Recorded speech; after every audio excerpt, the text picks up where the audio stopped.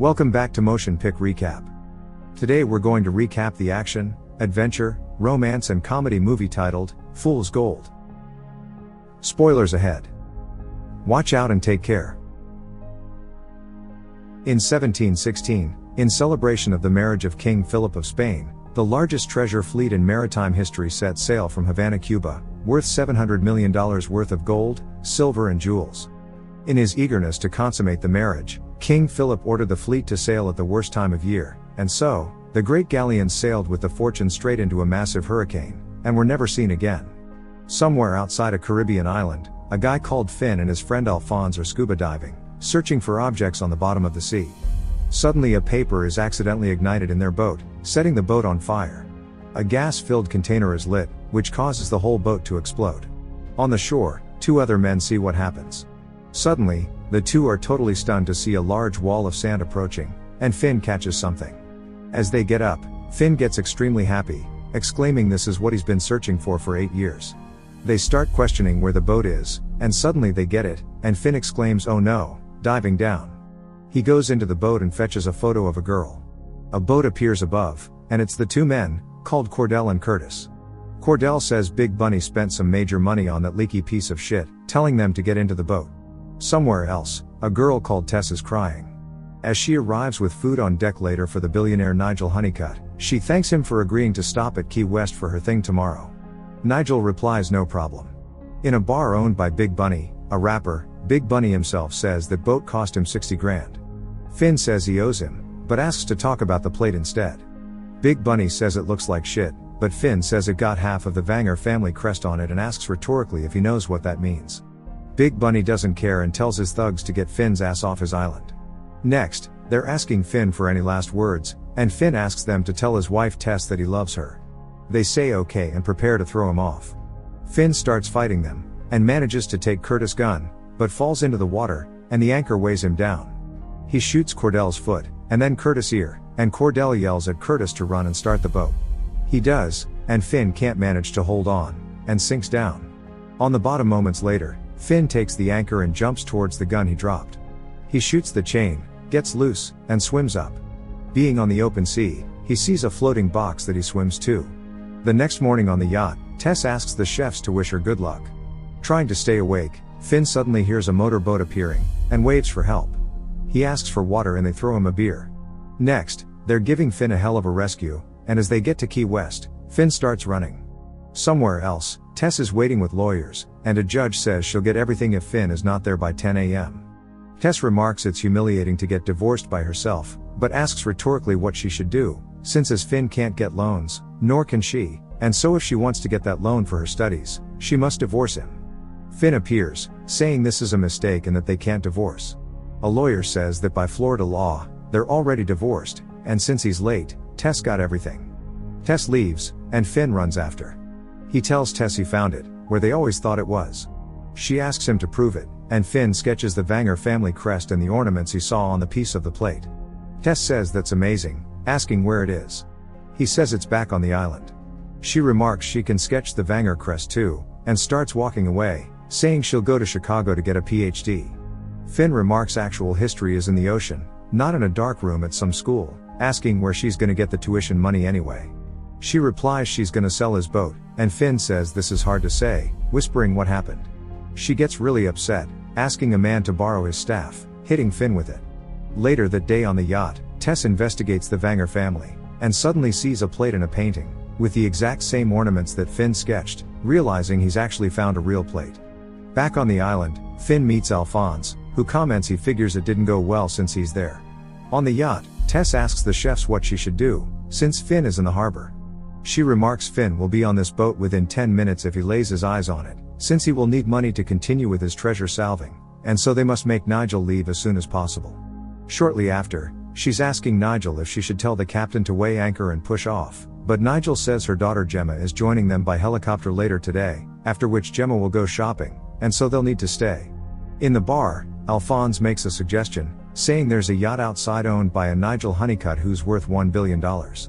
The two then hear a helicopter, and Alphonse remarks that that must be Nigel's daughter Gemma arriving, which the whole town is buzzing with excitement about. Finn watches where the helicopter is going, passing Bigg Bunny and his thugs, getting to the harbor, and takes a small boat. The helicopter lands, and Gemma runs up and hugs her father. She asks if this is the whole boat, and Nigel replies confused yes. Below deck, Tess is practicing asking Nigel to please cast off and find some island to go to. Nigel tells Gemma to please try and keep her shopping under $50,000, after which she takes the boat to shore. Suddenly, her hat blows off, starting to fly up, which Finn sees, who starts driving faster towards it. He jumps on a wave, and catches the hat mid-air. But just as he gets back up on his feet, they drive straight onto his small boat, having circled around. Next, they bring Finn on board, and Gemma tells her father excited Finn saved her life. Finn gives her the hat, and she remarks that that was the bravest thing she's ever seen. The onboard medic says he better not move around in the next few hours, and Nigel suggests a hot shower, some clean clothes, and a cocktail at 6:30, which he accepts. Bigg Bunny meets with a man called Mo, who's a scuba diver, showing him the plate piece that he says he's found outside the island. That evening, Tess is ready to ask Nigel to leave the island, as she suddenly sees Finn, starts screaming, and gets upset, and hysterically throws the food around. As she leaves, Nigel remarks he guesses the two have met before.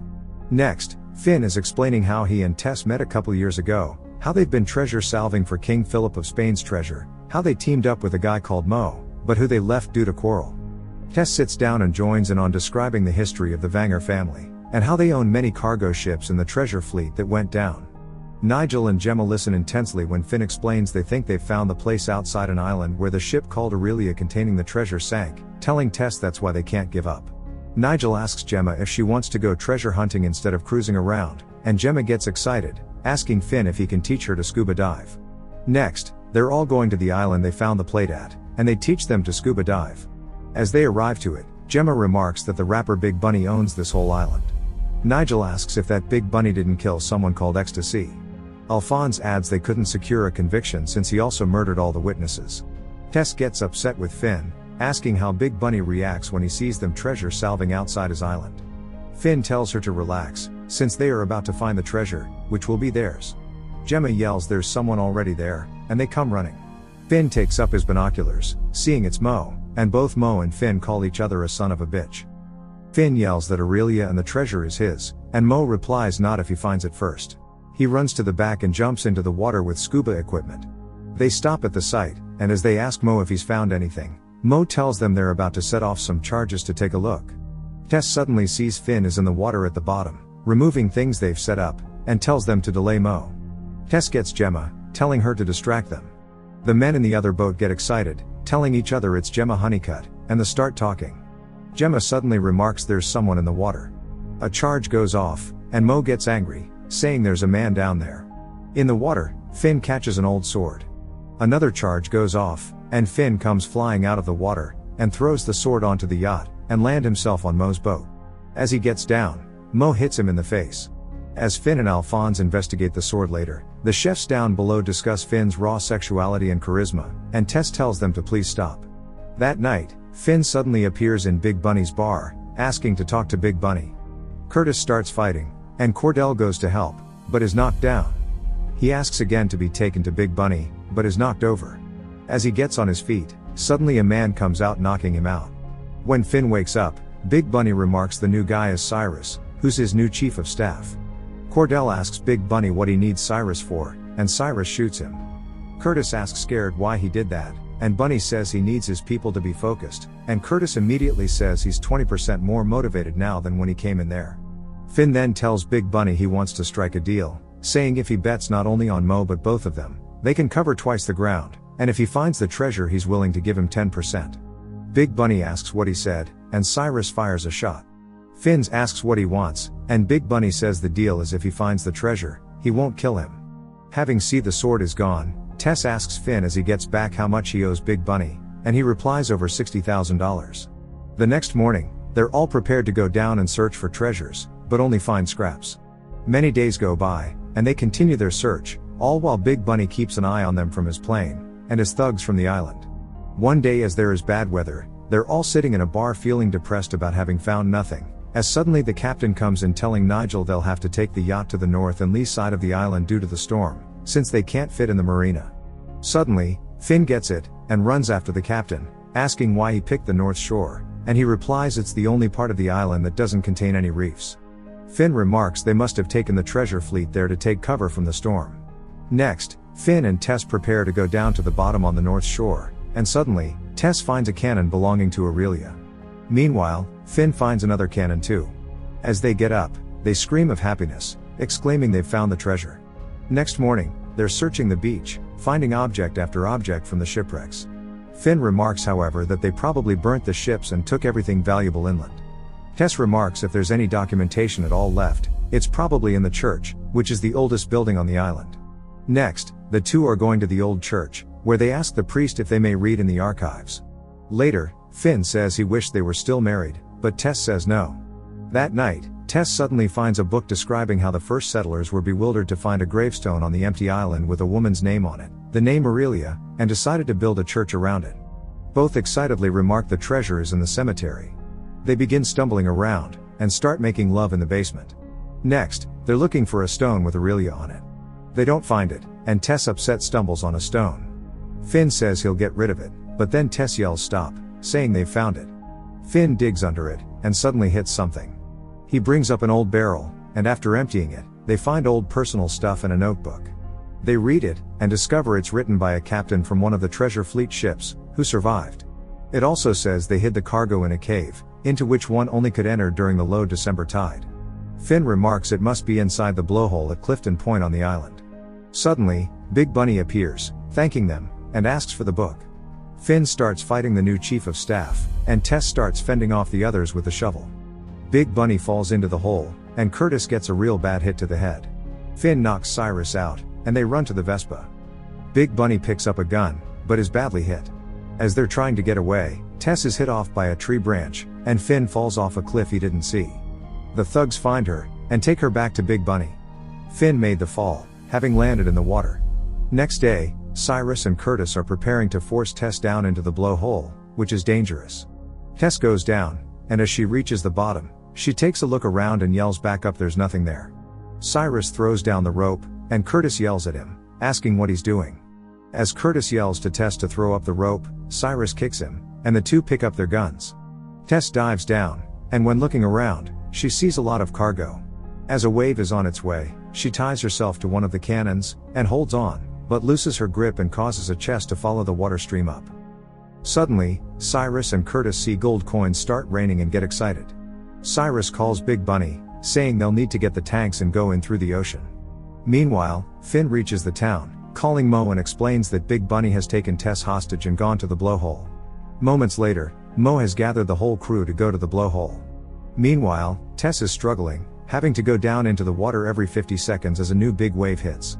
Bigg Bunny takes a look at a big-ass ruby they found. Suddenly, Finn comes running and yelling, and Bigg Bunny asks rhetorically how many times he has to kill this guy. Cyrus and Curtis scuba dive and reach the treasure, seeing the rope and starts pulling it. Finn hears Tess screaming for help, and as Bigg Bunny's bullets come flying, he jumps straight down into the hole. He sees Tess struggling, trying to defend herself from Cyrus, and attacks him. Tess takes a knife Cyrus drops, and stabs him.